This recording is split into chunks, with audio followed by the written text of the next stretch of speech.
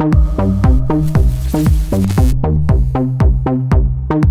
guys, Harsh here and welcome back to Technolobe. This is the Asus VivoBook S14 Flip. It's one of those laptops which is fully touchscreen, it articulates completely, and it can be used as a normal laptop as well as a tablet. Now here's the thing with 2-in-1 laptops. Some people absolutely love them. They won't go for any other laptop. They will go for a laptop with a touchscreen and pen input. But on the other hand, there are people who just do not like these kind of laptops. And to be honest, that makes sense because these 2-in-1 laptops are great for some particular use cases. They're not great for everyone, but for some particular use cases, these laptops are incredible. But anyway, coming back to the topic, this is the Asus VivoBook S14 Flip. I've been using it for the past month or so, and today in this video, let's talk about it. We'll start with the design and build quality. Design of this laptop is really good. It looks modern and aesthetically pleasing. Also, I absolutely love this blue color. This blue color in laptops is highly underrated. I really like this color, and if you do as well, then please let me know about that in the comment section down below. This laptop is thin and lightweight as well. You can easily carry it around everywhere with you. No issues in terms of that. And the quality of the hinge is also excellent. So when you rotate this laptop to use it in tablet mode or tent mode, the hinge is very sturdy and does not feel cheap. So hinge quality is excellent and this laptop feels sturdy. One thing that is not so great is the build quality. Like the build quality could have been better. At the price of rupees 75,000, which is the price of this laptop, I'm expecting a better build quality.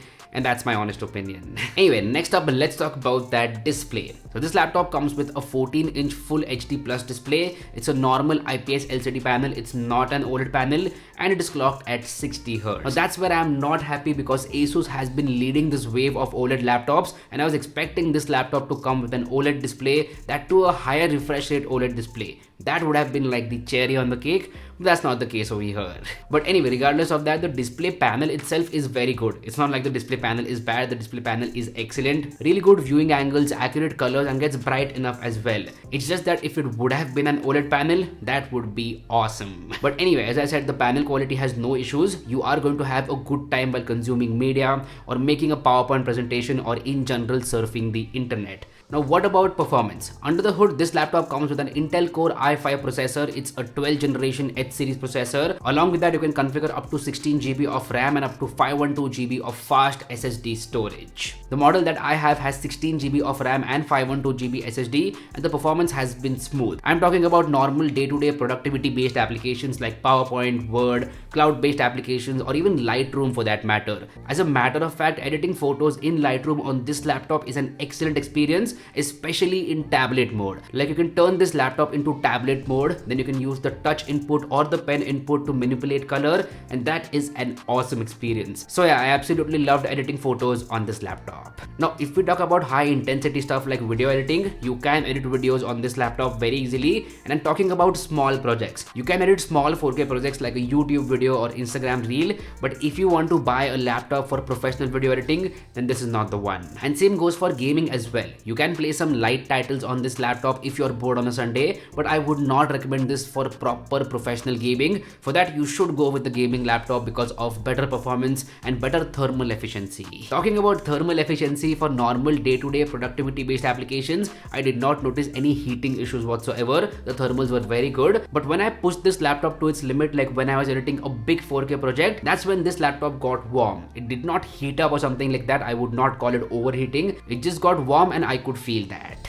But yeah, the bottom line is that for normal productivity based applications, this laptop is great, but for any high intensity stuff, I'm not gonna recommend this laptop. Apart from this, the keyboard is great, the typing experience is good, the keys have a good amount of travel to them, and they are clicky as well. You also get a numpad with this laptop. Where is the numpad? Well, it is embedded on the trackpad itself, and this numpad works okay. It's not like a physical numpad, but if you want to use the numpad in some applications, it's good to have the option available. Also, I did not notice any issues with the trackpad. The tracking was smooth, 2-finger gestures, 3-finger gestures, everything was working smooth. This gets me to battery life and charging. On a normal day, I would get somewhere around 7 to 8 hours of battery life for productivity based applications like surfing the internet, editing some photos, uploading videos to YouTube, watching Netflix and all that stuff. So for that, I was getting somewhere around 7 to 8 hours of battery life, which is excellent in my opinion. You also get a 90 watt adapter inside the box itself, which will fast charge this laptop. So that is pretty sweet that you get a 90-watt adapter. If you talk about ports, you get two USB Type A ports, one USB Type C port, one HDMI port, and the trusted headphone jack. So no problem in terms of ports, you do get plenty of them. And yeah, you can charge this laptop with the USB Type C port as well. So if you don't have the charger around, you can charge this laptop via the USB Type C port, and you can also use a power bank or something like that. Now, if you talk about the price, this laptop will cost you 75,000 rupees, and that is for sure expensive. So it is a premium laptop, and you are paying a premium for that articulating screen and that touch screen as well. So if you want a 2-in-1 laptop, then you can consider this one.